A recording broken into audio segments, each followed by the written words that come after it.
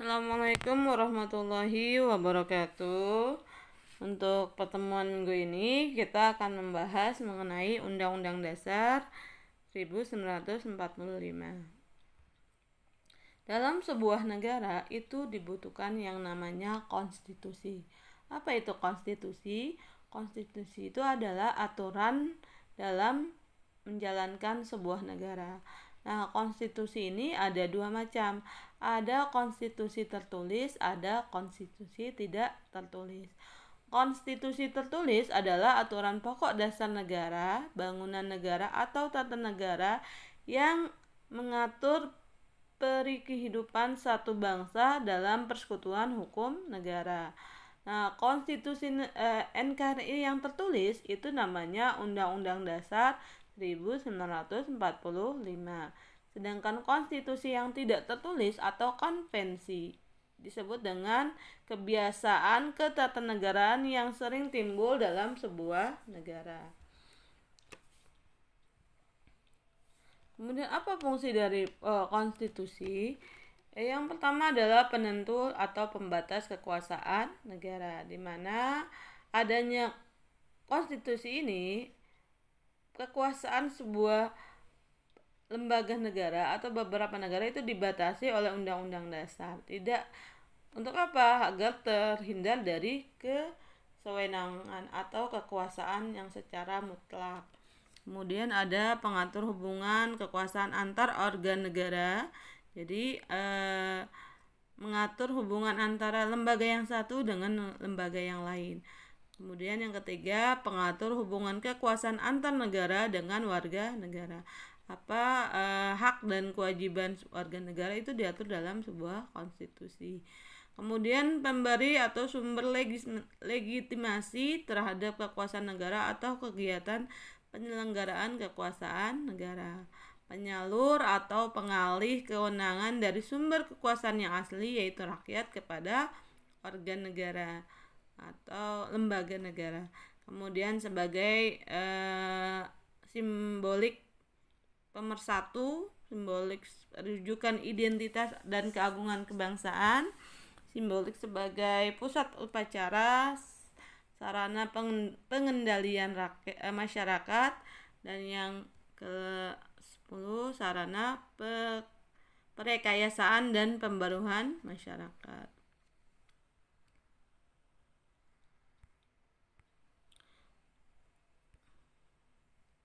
Kemudian pengertian dari Undang-Undang Dasar itu. Apa sih Undang-Undang Dasar?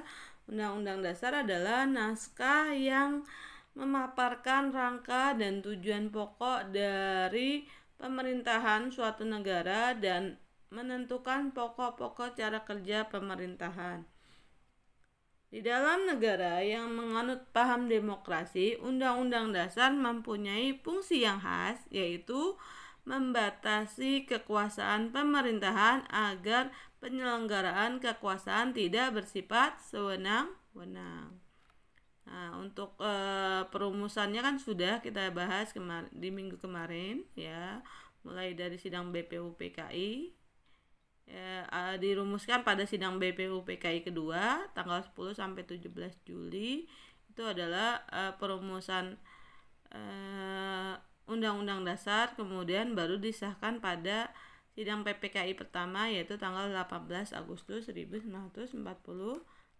Apa hasilnya kemarin? Hasil dari sidang PPKI yang tanggal 18 Agustus 1945. Yang pertama mengesahkan Undang-Undang Dasar, kemudian memilih Insinyur Soekarno sebagai presiden dan Muhammad Hatta sebagai wakil, dan yang ketiga adalah pembentukan KNIP, Komite Nasional Indonesia Pusat. Nah, pada sidang PPKI kemarin juga ada beberapa perubahan di antaranya ada kata muqaddimah diganti pembukaan, kemudian sila pertama yang awalnya ketuhanan dengan kewajiban menjalankan syariat Islam bagi pemeluknya diganti dengan ketuhanan yang Maha Esa. Kemudian perubahan pasal 6, presiden yang awalnya orang Indonesia asli yang beragama Islam menjadi presiden adalah orang Indonesia asli. Kemudian pasal 28 itu negara berdasarkan atas ketuhanan dan kewajiban menjalankan syariat Islam bagi pemeluk-pemeluknya diganti menjadi pasal 29 Undang-Undang Dasar 1945, yaitu negara berdasarkan ketuhanan yang Maha Esa. Kemudian sistematika Undang-Undang Dasar ini terjadi perubahan, makanya ada sistematika sebelum perubahan Undang-Undang Dasar atau sebelum amandemen. Itu terdiri dari pembukaan yang terdiri dari alinea. Memang kalau pembukaan ini tidak bisa dirubah. Kemarin sudah jadi Undang-Undang Dasar ini dapat dirubah hanya bagian batang tubuhnya saja. Untuk pembukaan tidak bisa dirubah karena terdapat hal-hal yang pokok dan fundamental dalam pembukaan Undang-Undang Dasar, maka sehingga tidak boleh dirubah. Jadi sistematika sebelum perubahan Undang-Undang Dasar Negara Republik Indonesia tahun 1945, pembukaan terdiri dari 4 alinea, kemudian batang tubuh atau isi pasal terdiri dari 16 bab, 37 pasal, 4 pasal aturan peralihan, 2 ayat aturan tambahan. Kemudian penjelasan terdiri dari penjelasan umum dan pasal demi pasal. Kemudian sistematika setelah perubahan atau setelah terjadinya amandemen. Yang pertama, pembukaan, karena tadi sudah Ibu jelaskan bahwa pembukaan tidak boleh dirubah. Jadi tetap isinya terdiri dari 4 alinea.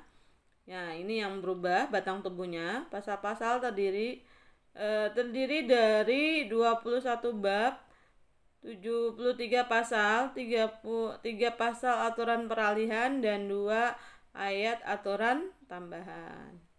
Oke, untuk hari ini Ibu rasa cukup. Assalamualaikum warahmatullahi wabarakatuh.